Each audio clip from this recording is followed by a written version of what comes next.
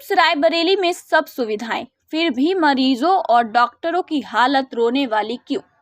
देश में जब सारे अस्पताल हाथ खड़े कर देते हैं, तब मरीज को एम्स ले जाया जाता है। सबसे अच्छा और सस्ता इलाज वहीं उपलब्ध है। दिल्ली एम्स पूरे देश का बोझ नहीं उठा सकता और ना ही वहां तक देश के हर कोने से लोग इलाज के लिए पहुंच सकते हैं।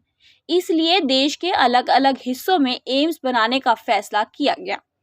मगर उन अस्पतालों में इलाज तब संभव होगा तब वहां डॉक्टर्स मौजूद होंगे।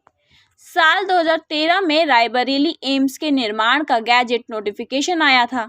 2018 में इस अस्पताल में ओपीडी शुरू हुई। करीब 7 साल का समय पूरा हो चुका है, लेकिन देश का सबसे प्रतिष्ठित अस्पताल अभी डॉक्टरों का इंतजार कर रहा है। किसी भी बड़े अस्पताल की बैकबोन होते हैं senior resident doctor, SRD।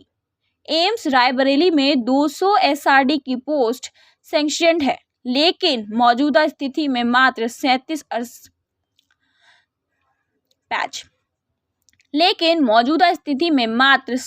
SRD अस्पताल में कार्यरत हैं। यानी जिन डॉक्टर्स के सहारे अस्पताल चलता है, एम्स में उनकी 80% से भी ज़्यादा पोस्ट खाली है। बात अगर मेडिकल फैकल्टी की करें, जिनके मार्गदर्शन में इलाज भी होता है और मेडिकल के छात्रों की पढ़ाई होती है, तो स्थिति यहाँ भी निराशाजनक ही मिलेगी। 200 अप्रूव्ड मेडिकल फैकल्टी में से रायबरेली एम्स में 27 फरवरी तक 108 फैकल्टी ही मौजूद थे, यानी तकरीबन आधी पोस्ट खाली पड़ी है। एम्स प्रशासन की तरफ से बताया गया है कि कुछ फैकल्टी इन्हीं दिनों में ज्वाइन कर रही हैं, जिसके बाद से ये संख्या बढ़कर 120 हो जाएगी। रायबरेली एम्स के पास पैसा है, सुविधाएं हैं, इंफ्रास्ट्रक्चर भी बढ़ रहा है, लेकिन डॉक्टर्स ही नहीं है। नतीजा ये है कि अस्पताल एक दिन में ओपीडी में जितने मरीजों को देख सकता है, उसके आधे से भी कम मरीजों का इलाज कर पा रहा है। अक्सर हम दिल्ली एम्स में सर्जरी की डेट 6 महीने के बाद मिलने पर चौंक जाते हैं, पर रायबरेली एम्स 1.5 साल बाद की डेट देकर नए रिकॉर्ड कायम कर रहा है। वजह है डॉक्टर्स की कमी। देश के कुछ अन्य एम्स अस्पतालों में 30 ऑपरेशन थिएटर है, लेकिन रायबरेली में सिर्फ 10।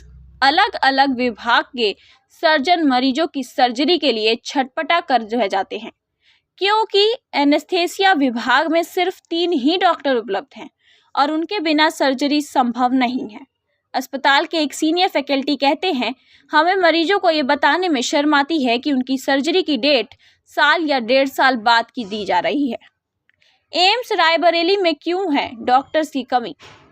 किसी भी बड़े संस्थान के निर्माण के साथ वहां अधिकारियों और कर्मचारियों के रहने की व्यवस्था भी की जाती है। रायबरेली एम्स में कुल 1626 मेडिकल और नॉन मेडिकल स्टाफ सैंक्शनड है। इनमें से 450 से ज़्यादा पद खाली हैं, लेकिन 1200 के करीब से ज़्यादा स्टाफ के लिए सिर्फ 174 रेजिडेंशियल क्वार्टर उपलब्ध हैं। इनमें से 108 मकान टाइप 2 हैं, यानी 1 BHK, और डॉक्टर्स को दिए जाने वाले मकानों की संख्या 50 से भी कम है। अब बारी आती है किराए के मकान में रहने की। एम्स शहर से दूर है, आसपास ग्रामीण इलाका है। डॉक्टर्स कहते हैं कि अस्पताल के आसपास मकान नहीं है। दूर जाने पर कनेक्टिविटी की समस्या होती है और मकान जितने महंगे हैं उतना HRA नहीं मिलता। अस्पताल में नर्सिंग स्टाफ की संख्या 800 के करीब है। इसमें महिलाएं की संख्या बड़ी मात्रा में है और सभी कैंपस से बाहर रहने को मजबूर हैं। आसपास ग्रामीणों इलाके हैं, दूर रहने पर ऑड आवर ड्यूटी में समस्या होती है। नर्सिंग स्टाफ का कहना है कि यह सुरक्षा की दृष्टि से भी उनके लिए एक चुनौती है। इस विषय पर एम्स प्रशासन ने बताया, कैंपस के अंदर 5 टावर बन रहे हैं। उसके बाद आवास की समस्या कुछ हद तक कम हो जाएगी, हालांकि इसमें अभी साल भर का समय लगेगा। HRA बढ़ाने की मांग। HRA माने हाउस रेंट अलाउंस, हिंदी में मकान के किराए के लिए मिलने वाला भत्ता। हमारे देश में HRA के लिए 3 क्लास निर्धारित हैं, X, Y और Z क्लास। X क्लास में आते हैं टियर 1 शहर, जिनमें महानगर शामिल है। यहाँ के सरकारी कर्मचारियों को मिलता है 30% HRA। Y में आते हैं टियर 2 शहर, जिनमें बड़े शहर आते हैं। यहाँ के कर्मचारी को मिलता है 20% HRA और Z क्लास में आते हैं बाकी बचे टियर 3 शहर।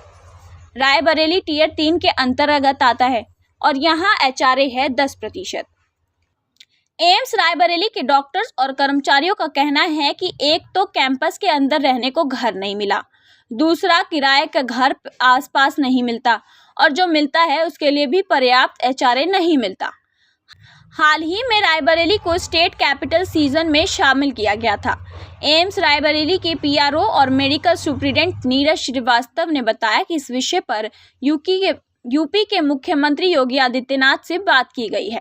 उनसे ये मांग की गई है कि रायबरेली को Y क्लास में शामिल किया जाए। भूमि अधिग्रहण और सुरक्षा की समस्या। 2013 में एम्स रायबरेली के निर्माण के लिए 148 एकड़ जमीन देने की बात कही गई थी। इसमें से करीब 57 एकड़ जमीन यूपी सरकार ने केंद्र को आवंटित कर दी है, बाकी राज्य सरकार को बाद में देनी थी। सूत्रों से मिली जानकारी के मुताबिक बची हुई जमीन का बड़ा हिस्सा भी एम्स को मिल चुका है, लेकिन 9 एकड़ जमीन करीब ऐसी है जो विवादित है। विवाद एम्स राज्य सरकार या केंद्र से जुड़ा नहीं है। उदाहरण से समझते हैं तो सरकार ने जमीन का अधिग्रहण किया और पैसा देने को तैयार है, लेकिन उस जमीन के टुकड़े को लेकर 2 भाइयों में झगड़ा है और उसका केस चल रहा है। कुछ ऐसा ही मामलों की वजह से 9 एकड़ जमीन अटकी है। एम्स प्रशासन का कहना है कि इससे रेजिडेंट्स में बहुत फर्क नहीं पड़ने वाला, क्योंकि उस पर काम चल रहा है, लेकिन इस 9 एकड़ जमीन को ना मिलने की वजह से एम्स कैंपस की बाउंड्री वॉल नहीं बन पा रही और सुरक्षा की दृष्टि से ये एक बड़ा मसला है। हालांकि एम्स प्रशासन ने बताया कि इस विषय पर रायबरेली की जिलाधिकारी हर्षिता माथुर ने संपर्क किया है और उन्होंने 1 महीने में इस मसले को सुलझाने का आश्वासन दिया है। एम्स रायबरेली से जुड़े इन सारे विषयों पर हमने केंद्रीय स्वास्थ्य मंत्रालय का भी पक्ष जानने की कोशिश की। हमने 25 मार्च को मंत्रालय को इस संबंध में मेल भी किया। सरकार की इस तरफ से अब तक कोई पक्ष सामने नहीं आया। आने पर स्टोरी को अपडेट किया जाएगा।